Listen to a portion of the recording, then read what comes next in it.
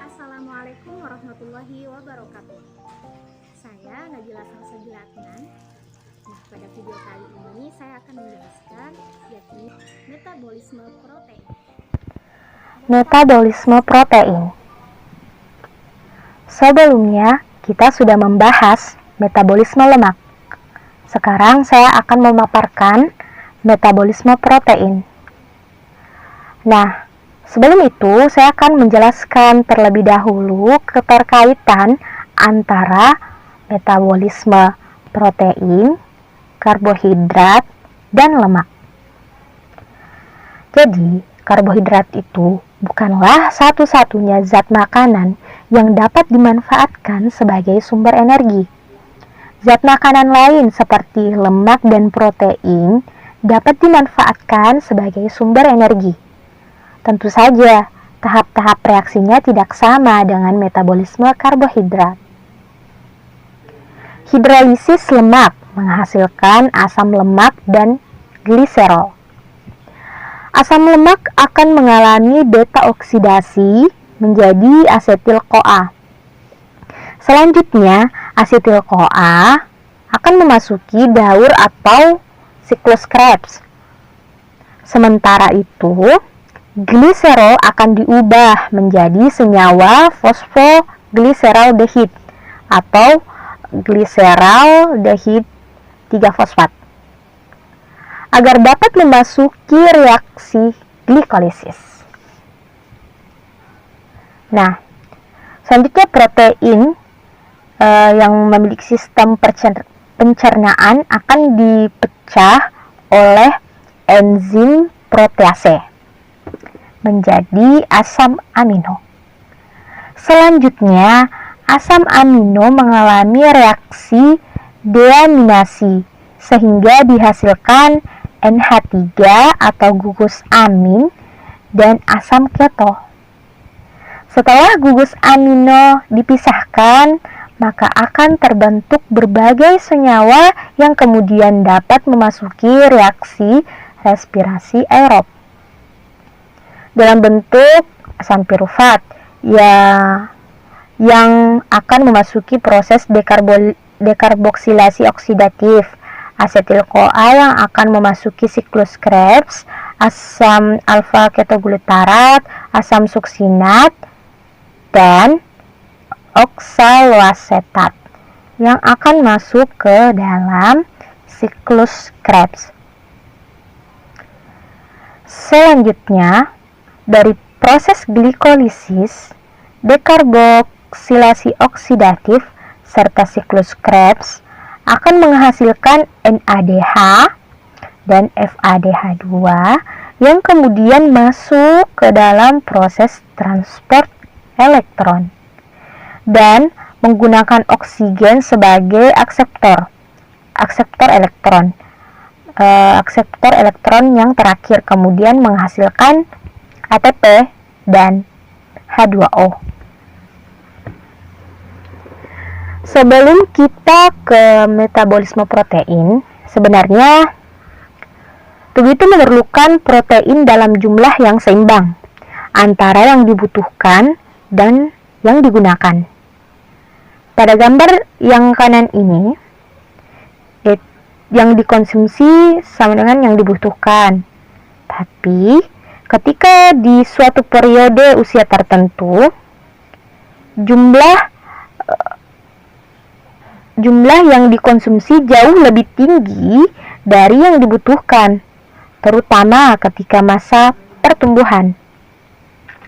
Jadi, ketika masa pertumbuhan, manusia membutuhkan protein dalam jumlah yang lebih banyak dibandingkan dengan yang sudah dewasa. Ada juga ketika ternyata yang dikonsumsi itu jauh lebih sedikit dibandingkan dengan yang dibutuhkan. Pada kondisi ini jauh lebih membahayakan bagi tubuh kita. Contohnya pada kondisi kelaparan.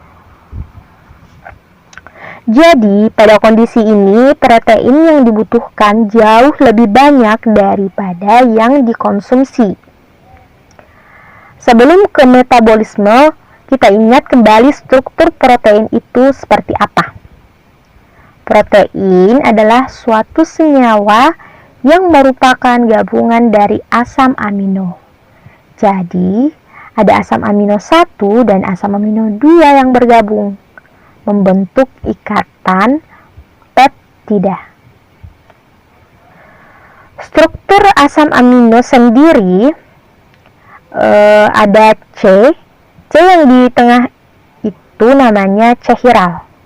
Chiral ini yang mengikat amina, kemudian mengikat R atau rantai samping, mengikat H dan juga mengikat COOH.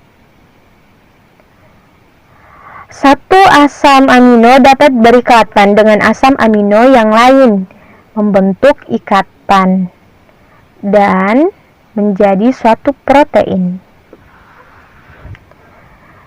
Saat kondisi enzim itu berlebih, maka akan terjadi degradasi. Sama halnya dengan protein. Ketika protein itu berlebih, maka akan terjadi degradasi dengan bantuan dari proteosom. Ya, kita masuk ke metabolisme protein. Ya, untuk metabolisme protein sendiri, ketika protein masuk ke dalam tubuh, dia akan mengalami digesti. Kemudian akan dipecah menjadi senyawa monomer penyusunnya yang paling sederhana, yaitu berupa asam amino. Asam amino ini akan didistribusikan melalui darah, ke sel yang membutuhkan. Sesampainya ke sel yang membutuhkan, maka asam amino ini akan masuk ke dalam sel. Dan di dalam sel, asam amino ini akan mengalami breakdown atau pemecahan. Nah, jadi kita ingat lagi struktur asam amino. Jadi asam amino itu ada amina NH2, maka namanya asam amino. Ada chiral dan sebelah kanan ada yang namanya asam karboksilat. Asam amino bisa dibagi menjadi dua. Kita bisa pecahkan antara ikatan chiral dengan amina. Maka kita punya dua kerangka. Yang sebelah kiri kita sebut dengan kerangka nitrogen karena ada atom N-nya. Dan yang sebelah kanan, karena sebagian besar merupakan karbon, maka kerangkanya disebut kerangka karbon. Oleh karena itu, ketika asam amino didegradasi, maka akan menghasilkan dua kerangka, yaitu kerangka karbon dan kerangka nitrogen. Karena kerangka nitrogen NH2 itu akan masuk ke dalam siklus urea dan akan diekskresikan sebagai urea melalui urin. Sedangkan untuk kerangka karbon sendiri, dia akan masuk ke dalam proses penghasilan energi menjadi asetil-CoA. Kemudian masuk ke siklus Krebs dan sebagiannya untuk menghasilkan energi.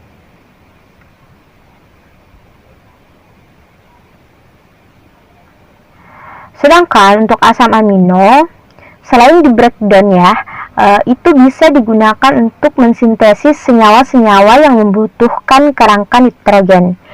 Ya, contohnya protein. Nah, ini untuk strukturnya ya, seperti ini. Kemudian berikut yang lebih detailnya. Ya, ketika asam amino ini dipecah menjadi dua, ada dua kerangka karbon dan ada dua kerangka nitrogen. Kerangka karbon ini akan diubah menjadi asetil-CoA, kemudian masuk ke siklus Krebs. Ada dua jalur, yaitu setelah melalui siklus asam sitrat, karbon yang didapatkan dari asam amino itu dapat digunakan untuk pembentukan glukosa. Kita ketahui glukosa itu dipecah dari karbohidrat. Ternyata kalau di sini glukosa itu bisa disintesis dari senyawa lain selain dari karbohidrat, contohnya dari asam amino ini. Yang prosesnya namanya gluconeogenesis. Prosesnya yaitu gluconeogenesis. Bisa juga jalur kedua adalah kerangka karbon ini akan melewati proses seperti yang terjadi pada asetil-CoA pada umumnya, yaitu untuk menghasilkan ATP atau menghasilkan energi. Nah, kapan kerangka karbon itu akan menjadi glukosa dan kapan akan menjadi ATP? Nah, tergantung dari kebutuhan tubuh. Kalau tubuh kita butuh ATP, maka dia akan melalui jalur penghasilan ATP. Tapi, kalau tubuh kita butuhnya glukosa, maka dia akan menghasilkan glukosa. Kapan tubuh kita butuh glukosa? Contohnya, pada saat kita berpuasa. Saat berpuasa, kadar glukosa pasti akan menjadi rendah karena tidak ada konsumsi glukosa dari luar tubuh. Padahal tubuh itu punya kadar glukosa yang normal yang harus selalu dipenuhi. Untuk memenuhi itu, maka tubuh akan berusaha untuk mensintesis glukosa. Karena tidak ada makanan dalam tubuh, maka sintesis ini dapat dilakukan yang berasal dari asam amino. Itu untuk kerangka karbon. Untuk kerangka nitrogen itu bisa melalui dua jalur. Yang pertama, dia bisa masuk ke siklus urea dan menghasilkan urea untuk diekskresikan melalui urin. Tapi terdapat juga jalur lain. Kerangka nitrogen ini bisa digunakan untuk sintesis asam amino yang lain. Asam amino ini kan ada 20 macam nih. Jika asam amino di breakdown, bisa jadi nitrogennya akan digunakan untuk pembentukan asam amino yang lain. Bisa jadi untuk pembentukan nukleotida. Senyawa yang juga punya kerangka N. Dan senyawa-senyawa dan senyawa biologikal yang lain mempunyai kerangka nitrogen. Pada umumnya, katabolisme dan anabolisme ada dalam slide ini. Bagaimana kerangka nitrogen itu dalam tubuh kita? Prosesnya ketika asam amino itu mengalami degradasi, dia akan menjadi kerangka karbon dan kerangka nitrogen. Untuk kerangka nitrogen yang dilepaskan dari suatu asam amino dalam proses yang namanya transaminasi atau pelepasan amina dari suatu asam amino, itu akan ditangkap oleh alfa ketoglutarat. Alfa ketoglutarat ini ketika menerima amina maka menjadi glutamat. Sedangkan asam amino yang kehilangan kerangka nitrogen maka menjadi kerangka karbon. Kita sebut juga sebagai alfa ketoasid. Proses ini membutuhkan bantuan PLP, pyridoxal fosfat, yang disintesis dari vitamin B6. Glutamat kemudian menuju ke hati. Kenapa ke hati? Karena siklus urea ini terjadi di sel hati. Jadi alfa ketoglutarat ini bisa kita gambarkan seperti tukang ojek Dia mengantarkan amina dari asam amino dari sel tertentu menuju sel hati. Setelah sampai ke sel hati, maka amina akan dilepaskan kembali. NH3-nya dilepaskan.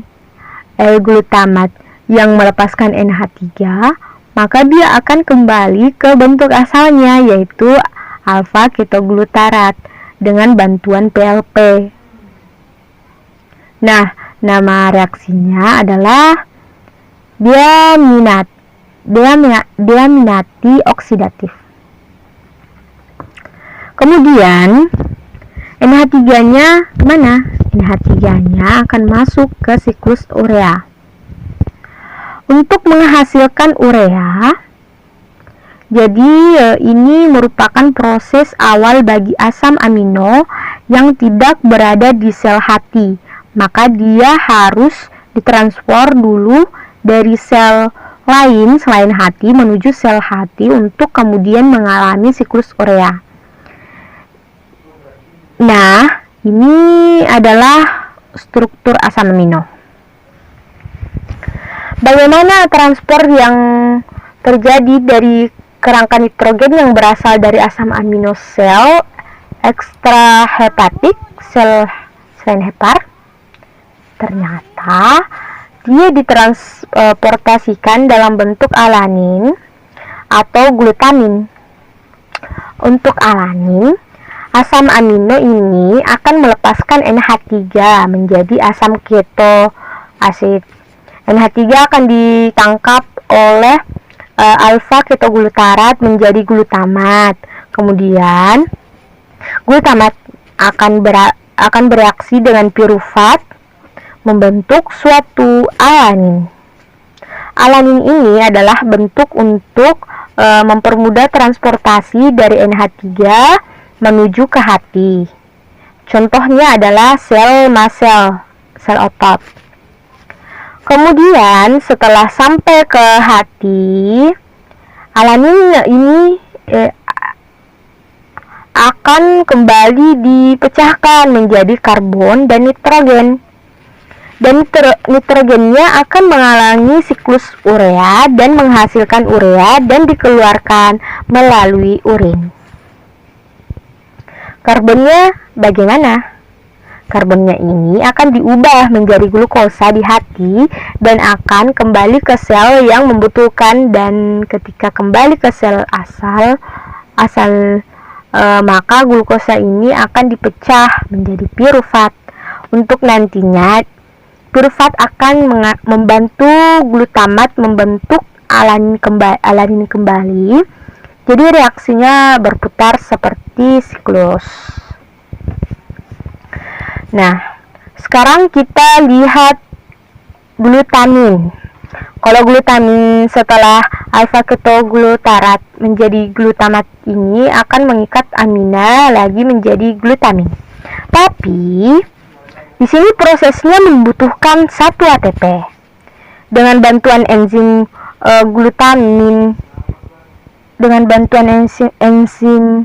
glutamin sintitase, kemudian glutamin ini akan ditransportasikan ke hati atau liver. Dan di liver dia akan melepaskan 2 kali amina. Untuk pertama dia akan menjadi glutamat, dan yang kedua menjadi alfa ketoglutarat. Baru kemudian amina yang dilepaskan ini akan masuk ke siklus urea, menghasilkan urea dan dikeluarkan melalui urin. Jadi tadi ada 2, yang ini alanin dan yang kedua adalah glutamin. Dua-duanya adalah transport amina dari selain sel hepar menuju ke sel hepar itu sendiri untuk mengalami siklus urea. Untuk siklus urea sendiri, yaitu kita akan mengubah amina menjadi suatu urea, yaitu senyawa yang mudah diekskresikan melalui urin. Untuk struktur urea bisa kita lihat di slide, adalah suatu karbonil atau C yang berikatan rangkap 2 dengan oksigen dan kedua tangannya mengikat masing-masing satu amina NH2. Sehingga ini adalah struktur dari urea itu sendiri. Prosesnya adalah amina akan berikatan dengan HCO3 dan membutuhkan 2 ATP, kemudian membentuk satu karbamil fosfat. Pembentukan ini dibantu oleh CPSI, karbamil fosfat sintetase 1, CPS1. Nah, CPS1 ini yang membantu pembentukan karbamil fosfat. Setelah itu karbamil fosfat akan masuk ke dalam suatu siklus urea yang mirip dengan siklus Krebs atau siklus asam sitrat. Namun di sini senyawa yang pertama bereaksi itu adalah ornitin. Jadi ornitin ini yang akan pertama bereaksi dengan senyawa karbamil fosfat. Dengan bantuan OTC, ornitin transkarbamilase. Kemudian terbentuklah suatu sitrulin. Proses ini terjadi di dalam mitokondria. Setelah terbentuk sirulin, sirulin akan keluar dari mitokondria menuju ke sitoplasma. Kemudian asam sitoplasma sitrulin ini dengan bantuan satu ATP akan bereaksi dengan suatu aspartat dan dibantu oleh enzim ASS, arginin suksinat sintetase, membentuk suatu arginino suksinat. Kemudian arginisuksinat akan melepaskan fumarat dengan bantuan ASL, arginin suksinaliase, membentuk suatu arginin. Kemudian arginin ini akan membentuk ornitin sebagai senyawa yang pertama bereaksi tadi dengan bantuan ARG, arinase, dan melepaskan urea, maka terbentuklah urea dan ornitin terbentuk kembali. Nah, reaksi ini sebenarnya sudah berakhir, tetapi ornitin perlu bereaksi dengan karbonil fosfat yang lain di dalam mitokondria. Maka ornitin ini akan kembali ke mitokondria dengan bantuan ORNT1, ornitin transkarbamilase. Setelah itu ornitin akan menunggu karbonil fosfat yang lain. Nah, itulah siklus urea, dan di sini ada fumarat yang juga terbentuk dalam siklus urea ini, dibantu oleh asparat. Kemudian, tadi kita telah membahas terkait kerangka nitrogen. Selanjutnya kita akan lihat kelanjutan dari kerangka karbon. Untuk kerangka karbon, kelanjutannya ada 2 macam, bisa kita sebut sebagai ketogenik dan glukogenik. Bedanya apa? Kalau ketogenik itu dia akan membentuk asetuasetat atau asetil-CoA. Sedangkan kalau glukogenik maka dia akan membentuk senyawa, bisa piruvat intermediate dalam siklus Krebs, atau bisa juga membentuk glukosa dalam proses gluconeogenesis. Nah, apa saja yang bisa melewati proses ketogenik dan apa yang bisa melewati glukogenik? Atau bisa dua-duanya? Kita bisa lihat pada slide ini adalah asam amino yang bisa melewati siklus yang glukogenik cukup banyak, karena memang ada 20 asam amino, sehingga kelanjutannya itu berbeda-beda. Kita lihat di sini Ada teronin yang kemudian bisa diubah menjadi glisin. Glisin itu bisa menjadi alanin, serin, sistein. Kemudian ini akan diubah menjadi pirufat. Pirufat itu bisa membantu proses pembentukan alanin. Bisa juga pirufat ini akan diubah menjadi asetil-CoA yang kemudian akan masuk ke dalam siklus asam sitrat bereaksi dengan oksaloasetat. Nah, bisa juga pirufat ini diubah langsung menjadi oksaloasetat. Ada juga asam amino asparat dan asparagin yang bisa kemudian secara langsung diubah menjadi oksaloasetat. Ada juga asparat, tirosin, penilanin yang kemudian bisa langsung diubah menjadi fumarat. Fumarat ini adalah salah satu intermediate dalam siklus Krebs. Atau ada juga vanin, treonin, isoleusin, dan metionin yang dia akan rubah menjadi propionil CoA yang ubah menjadi metilmolanil CoA dan menjadi suksinil CoA. Ini juga intermediate dalam siklus Krebs. Ada juga arginin, histidin, glutamin, dan prolin yang bisa diubah menjadi glutamat dan menjadi alfa ketoglutarat yang juga menjadi intermediate dalam siklus Krebs ini. Inilah asam amino yang bisa melewati siklus glikogenik. Nah, sekarang kita akan lihat yang ketogenik. Untuk yang ketogenik ternyata asam aminonya lebih sedikit, yaitu ada treonin, lisin, isoleusin, triptipan, leusin, penilalenin, dan triosin. Lalu, apakah ada asam amino yang bisa melewati dua jalur? Bila kita cek satu persatu, maka kita akan temukan leusin, lisin hanya bisa melewati ketogenik, fenilanin, tirosin, treonin, isoleusin, triptofan bisa melewati dua jalur. Jadi, agar lebih mudah diingat, sarannya mending ingat saja yang ketogenik selebihnya. Berarti bisa melewati glukogenik.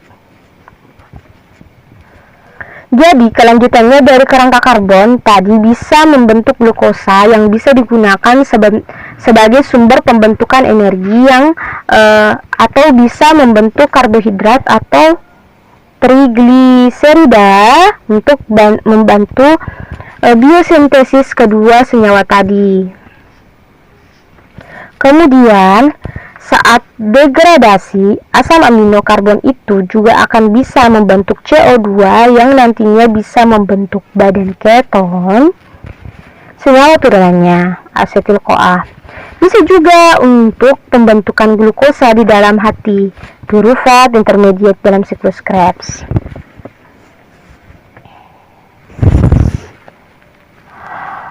Kemudian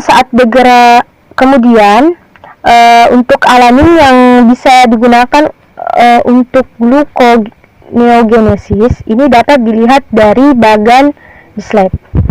Alanin di dalam hati itu bisa melepaskan amina, ditangkap oleh alfa ketoglutarat dan menjadi glutamat. Kemudian glutamat melepaskan aminanya masuk ke siklus urea menjadi urea. Itu untuk yang nitrogennya. Untuk kerangka karbonnya itu akan membentuk pirufat dan dalam proses gluconeogenesis piruvatnya diubah menjadi glukosa. Glukosa ini kalau dibutuhkan di dalam darah karena mungkin kadar gula darahnya rendah, maka glukosa ini akan dipindahkan ke dalam darah. Suatu ketika, jika ada sel yang butuh energi, maka glukosa tadi akan dimasukkan ke dalam sel yang membutuhkan. Maka glukosa ini akan mengalami glikolisis untuk menghasilkan pirufat. Nah, pirufat yang dihasilkan juga bisa digunakan untuk pembentukan alanin, karena ternyata alanin itu dibentuk dari reaksi antara pirufat dan glutamat. Alanin ini kemudian ketika akan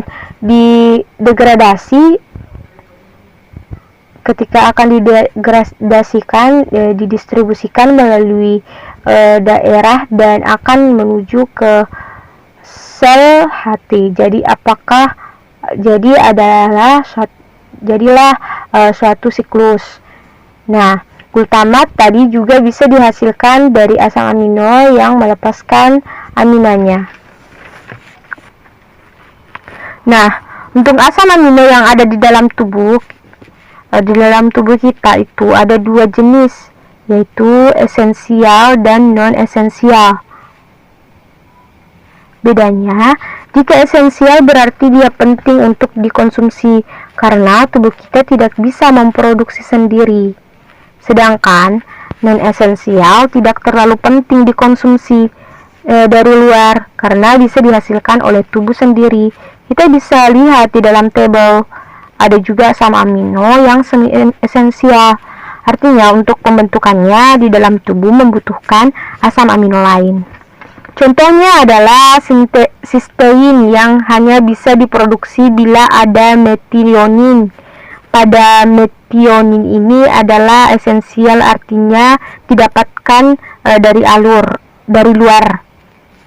Contoh lain adalah tirosin yang baru bisa diproduksi bila ada penilaian.